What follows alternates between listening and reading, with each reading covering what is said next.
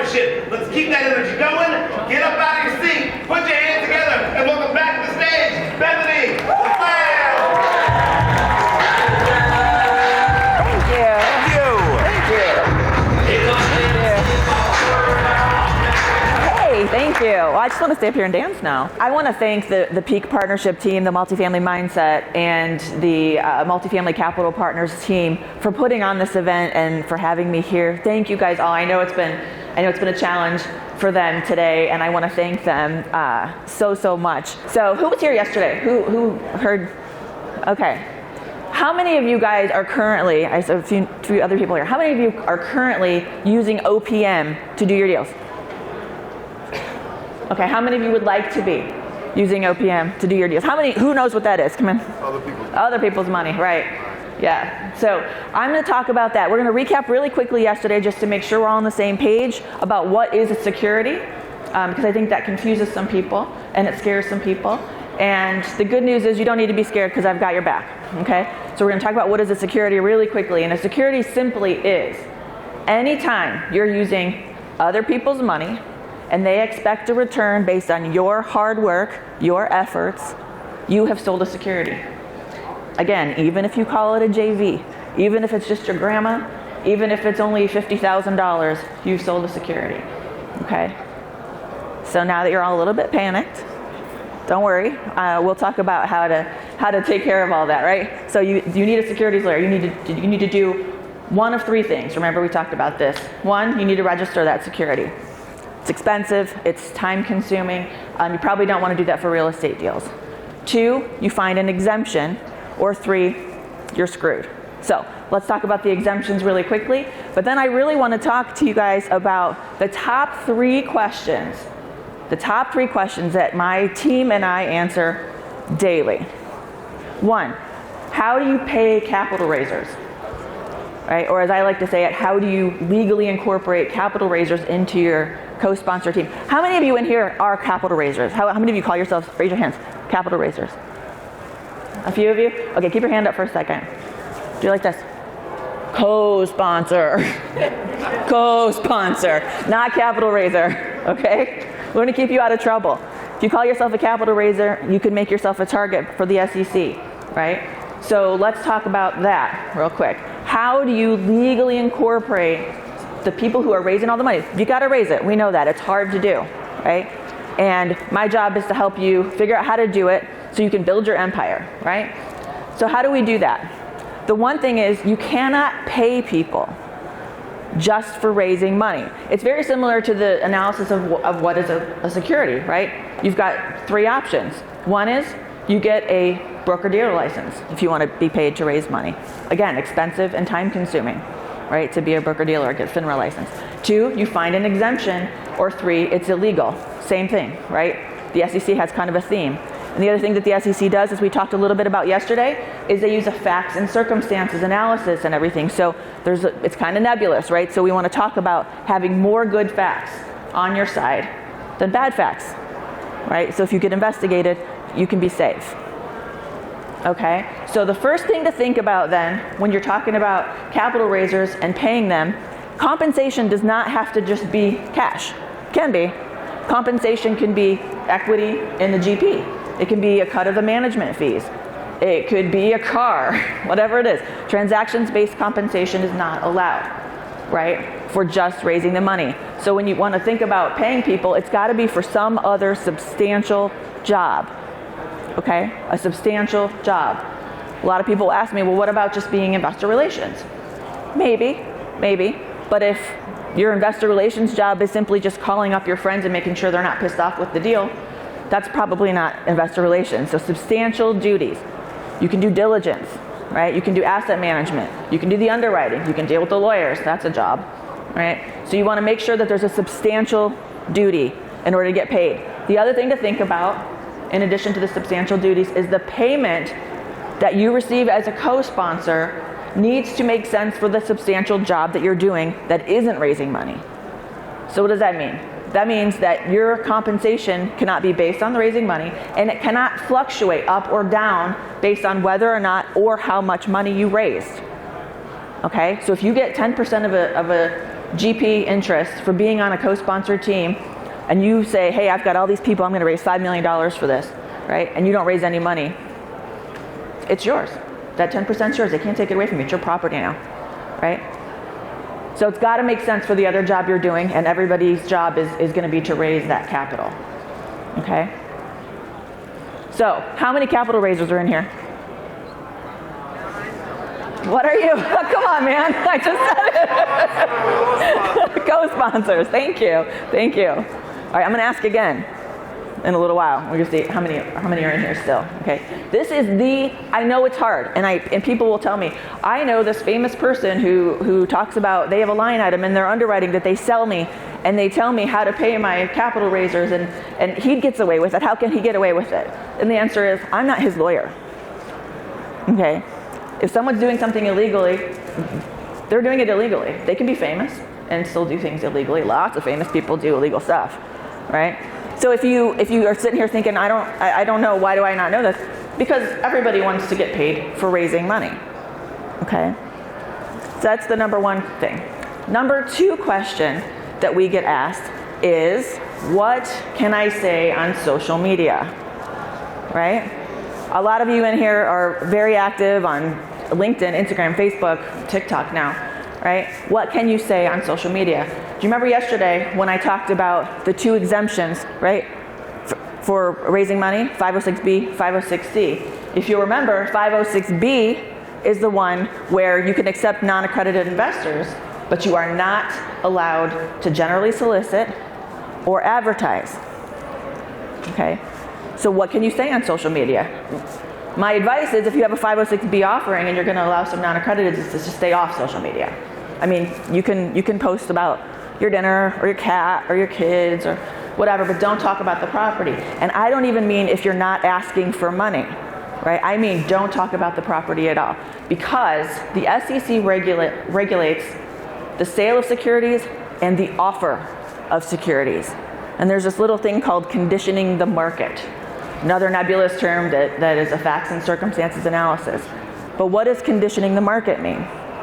That means, let's say it's crickets, you're not on social media at all, and you're like, oh, I need to get some people interested in what I'm doing, and you start posting all over social media because you've got a 506B offering. You don't talk about asking for money, you don't even necessarily talk about the property, but if you're talking about how awesome my management team is, right?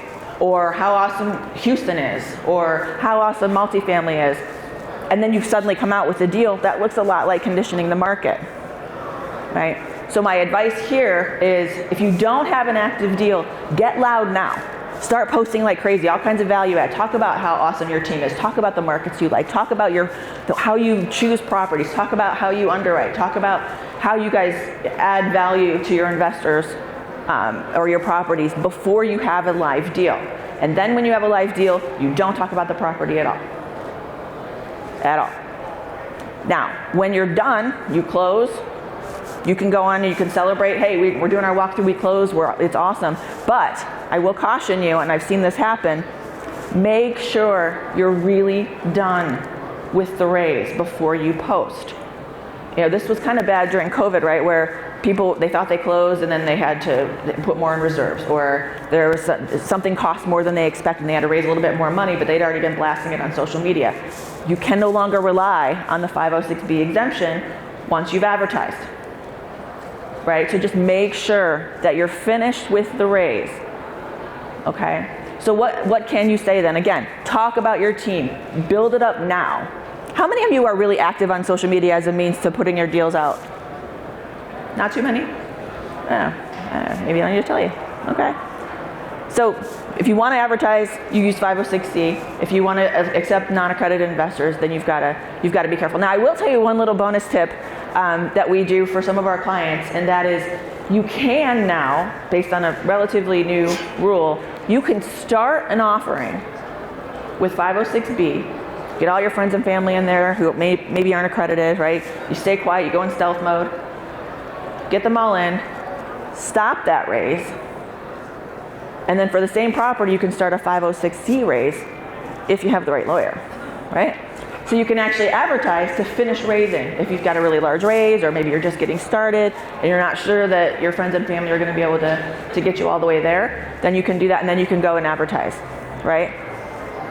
But here's another, good thing to do is also to have really great co-sponsors, right?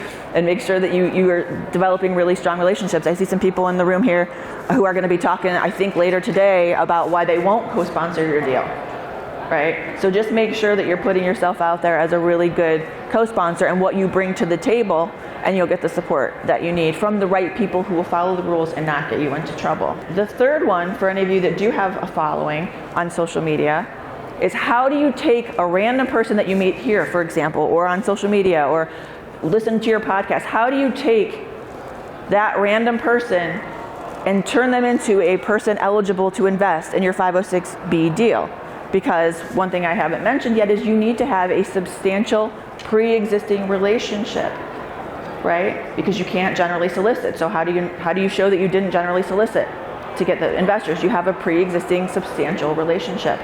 Okay, well, I think that after this weekend with everybody, you've got some pretty substantial relationships going, right? But if you have a current 506B deal, you can't rely on it because it also has to be pre-existing. There's an 8-step process that you can go through that we've put together to take someone from stranger to 506B eligible deal.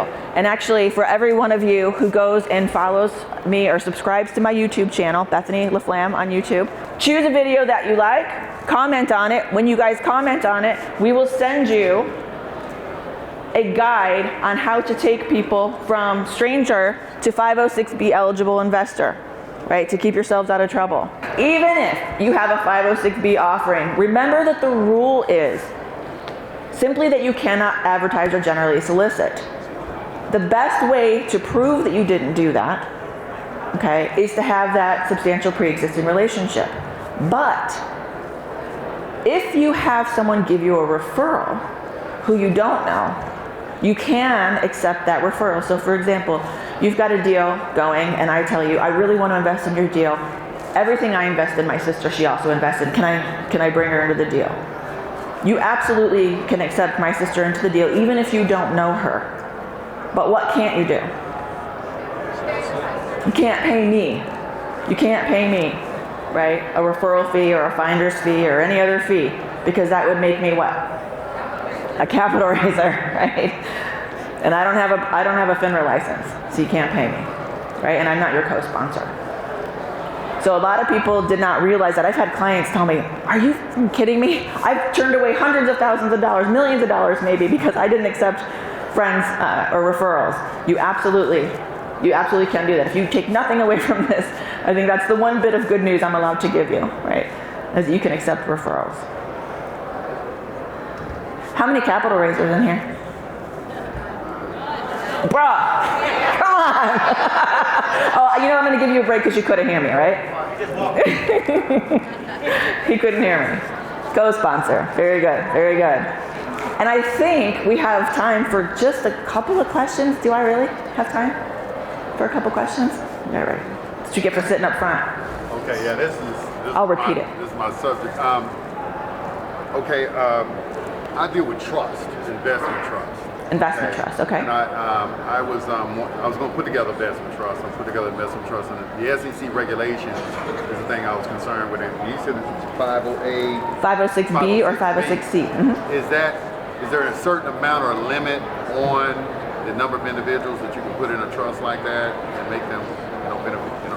Yeah, I mean, I'm not going to go into the structure of it necessarily, but so what he's asking me, is there a limit to the number of investors, right? And in a fund, regardless of whatever the structure is. The answer is in a 506B, you're limited to no more than 35 non-accredited investors. Okay, you can have unlimited, well, really up to 2,000 accredited investors before it becomes a public offering, but up to 35 non-accredited. 35. Yeah.